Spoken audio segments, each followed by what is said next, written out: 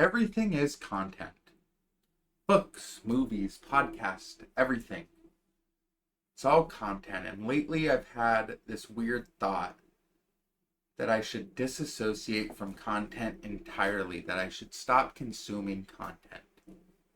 That I should stop using my phone and stop getting dragged into the endless pit of YouTube shorts or TikTok or Reels or Snapchat clickbait, and just stop wasting my time and start being mindful of what I'm actually doing.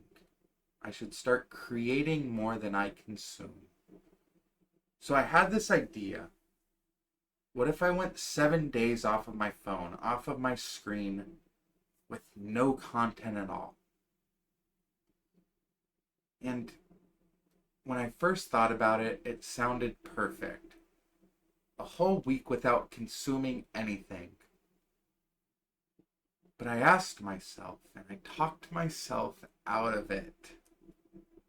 I thought, what would I do instead? I thought, well, I like to read. Maybe I'll just read all week. And then it hit me. A book is no different than a video. Sure, it's slightly different. It forces you to imagine, to process the story in its own way. So maybe it's a little bit better, but it's still content. And then I thought, well, graphic novels, that will get me my fix. And that's just basically the equivalent to shorts. And that's when it dawned on me. There's no easy escape from content. There's not very many avenues. You have stories, you have opinions, you have some sort of entertainment. Everywhere you look, it's a screen. It's all someone else's voice stepping into your mind and telling you what's going on. And that's weird. And at first that realization felt awful. It still kind of feels awful. I don't feel good about this mindset. And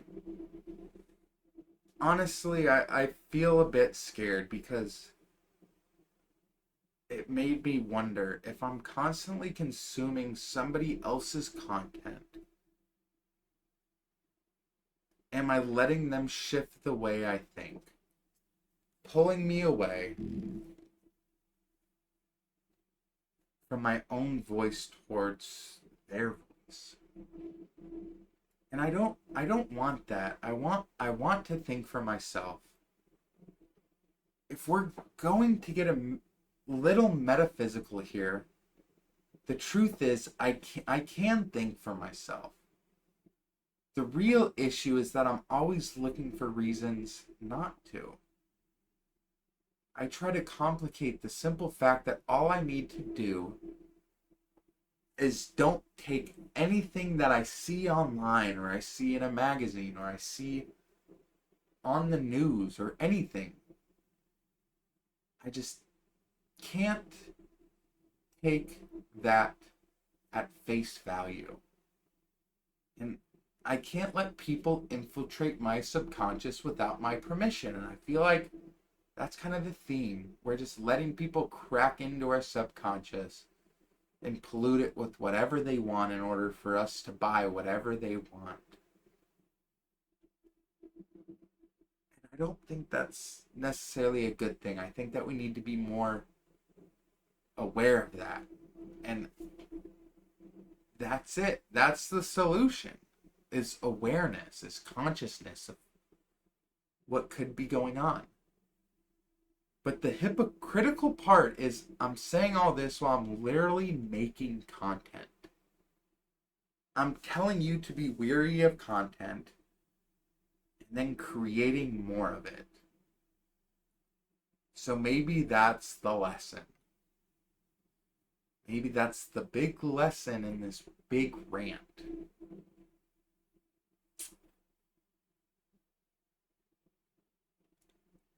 The danger isn't content itself. It's content without intent.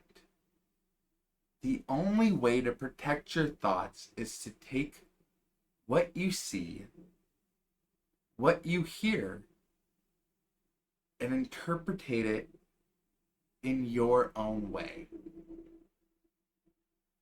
Not how somebody tells you to interpret it. Don't even interpret it to the point who can't pronounce interpretate. Interpret. Sorry. So here's my disclaimer.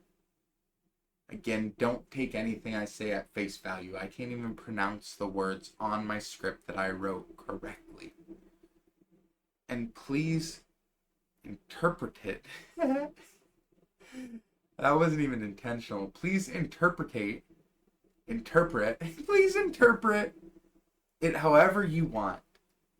The entire reason I make these videos is to get you thinking on your own. Not to think for you. And at the end of the day, this is content. And the reason why I justify making it is because I truly believe my intent is good.